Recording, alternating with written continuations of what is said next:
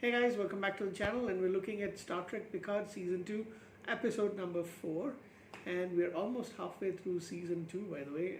It's a short series, as you probably know. It's only 10 episodes each. And from what I understand is that they actually shot Season 2. Then with a little break in between, they continued with Season 3. So Season 3 is actually finished wrapping up um, their scenes and all that stuff. So it's just like post-production stuff, or special effects and all those things that they need to add on, is what I understand from one of the recent things that I read. Okay, so we get to know, and this one is called The Watcher. We get to know who the Watcher is at the very end of the episode.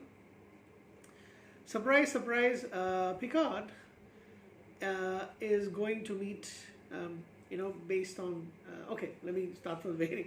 So, Rios is still missing because he is now in the ICE camp. That's ICE camp. And Jerry Ryan and Jerry Ryan, 7 of 9 and Raffi are looking for him. They manage to track him down, steal a police car, where 7 learns to drive from somehow or the other. I have no clue how. But this is when current Star Trek shows the lazy writing actually comes to the picture. There's no reason for why 7 of 9 could drive a 2024 era car. I mean, there are land vehicles in Star Trek Picard. In Star Trek, there are land vehicles in this time period of Star Trek, which is the 24th century, leading into the 25th. But like as you see it in Nemesis. However, it's a very different kind of vehicle, so how she would be driving the shift and all that stuff, and nothing's necessary that she actually knows how to do it. But they do steal the car, trying to find out where, track Rios, who is now headed on his way to some camp and then going to possibly be deported by ICE into, maybe Mexico or something like that. And he parts ways with the doctor, the one that was flirting with him for absolutely no reason. And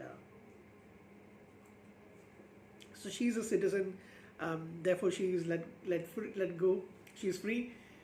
He, however, has no papers. There's a scene in which he actually tells the racist ICE officer that he is actually a captain of the USS Stargazer and all that stuff. The truth. He tells him the truth. Of course, he doesn't believe him because this is the 21st century. Why would we believe about something called Star Trek or Starfleet? Anyway, so they're on the route to try and find him. The scenes with Raffi and 7 are actually my least favorite. My second least favorite. The ones with Rios' stuff is actually my least favorite about this episode. And like I mentioned, Raffi is my least favorite of the cast members. Even least favorite, even including all the all the recurring actors as well, recurring cast members as well. So I don't know, I just don't like her at all. Okay, so now we head back to Picard and Agnes Jurati, who are on the La Serena, looking for information. They get some information from the Borg Queen, but in order to since they are in France, he goes to Chateau Picard, which is abandoned, and then we get to know a little bit about history. So the Chateau Picard was actually used by the Nazi soldiers who were occupying France at the time. They used it as a base of operations. So for several hundred years, the chateau was actually abandoned. Picard's family actually moved to England, and that's a very subtle way of actually telling us why Jean-Luc Picard has got the English accent, I suppose. I mean, it's like not really an explanation, but it's a nod to the fact that he's actually played by a British actor, and those kind of things. But yeah, it was interesting tidbit kind of thrown into the picture. And while they're trying to warm up, we get to learn that Jurati Agnes has got some remnant of the information provided by the Borg, during her connection with the Borg Queen. and the number 15 comes up quite a bit. So they find out that that's the reason, because it's actually going to happen on the 15th, and that's 3 days from now. Uh, the man he's trying to find the Watcher.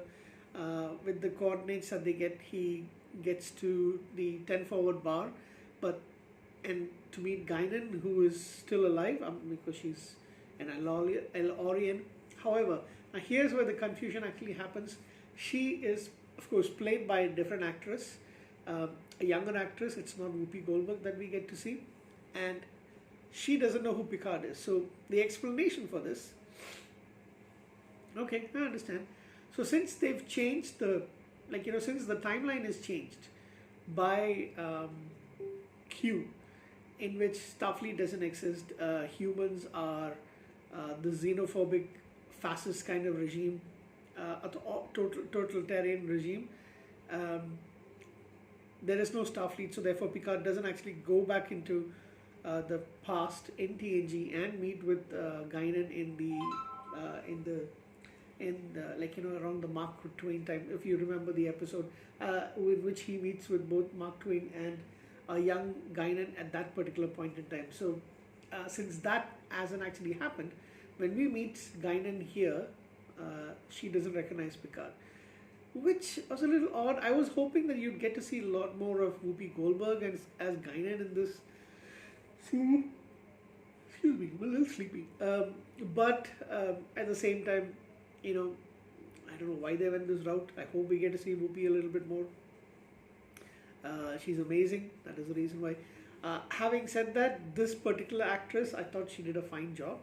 I have never heard of her before, never seen her in anything else before. But there was a couple of things I didn't like about her, like about the particular thing. But overall, I think she did a pretty fine job. And she does seem too Americanized. Is what I'm going to say.